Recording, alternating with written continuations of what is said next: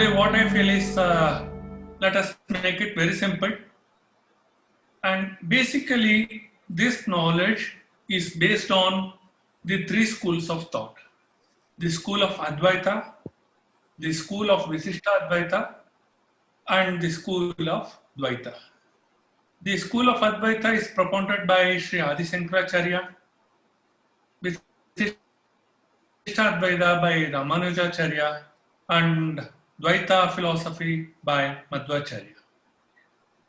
What actually these three schools of thought mean? According to the space and times, that is what we called as Yuga Dharma, these teachers have taken their methodology in a different aspect. The reason for that, in the 8th century around, there were many wise people who can, just while listening what we called as Shruti, people could comprehend what a preceptor wants to address. So at that time, it was quite convenient for Adi Shankaracharya to speak on the highest knowledge called the state of oneness. Then,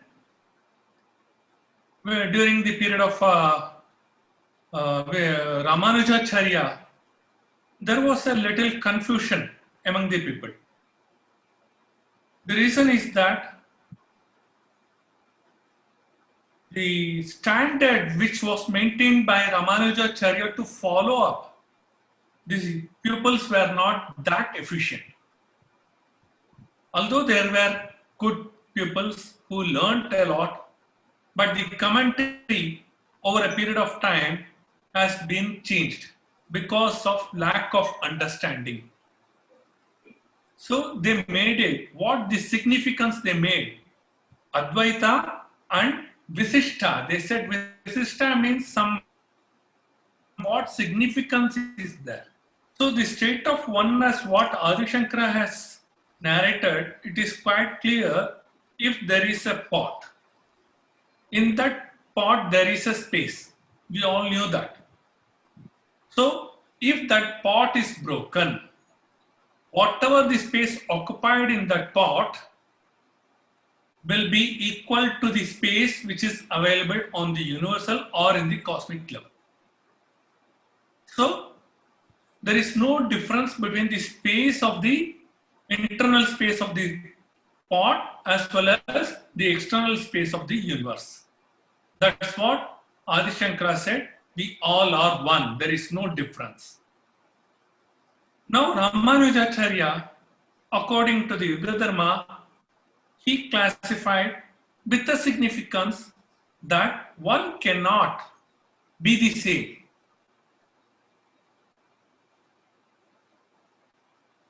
Replication may be there. They may be appear to be identical, similar, identical, but still the difference will be there. The originality and a copy cannot be the one. So we all, out of our ignorance, committed mistake. How we can claim ourselves as God? God is one who never commits any mistake.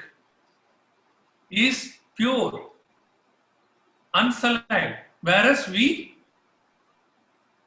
commit mistake out of our ignorance or out of our attachment, emotions and whatnot. So how we can be the same personality of that of Godhead? So when this differences comes, definitely what he meant is only one thing.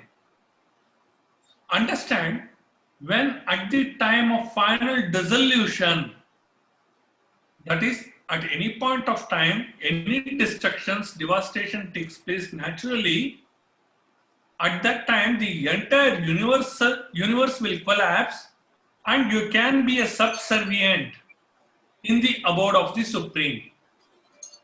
So that much we have been given liberty. It means what? We cannot be God, but we can be his subservient in his abode. Fine. Now the third stage is Madhvacharya. In their philosophy, what they said, although they were following Visishta Advaita, still they were further narrated. There are certain clans who are completely under ignorance. They are influenced by ignorance. They will have punarapi jananam, punarapi maranam. They will come and go, come and go. They will die and they will come. So such people can never come up in their life. So these three classifications are being done. Now let us save somewhere in the part of our memory all these three schools of thought. But as of now, we need not to discuss about that. The reason is these are all highest philosophies.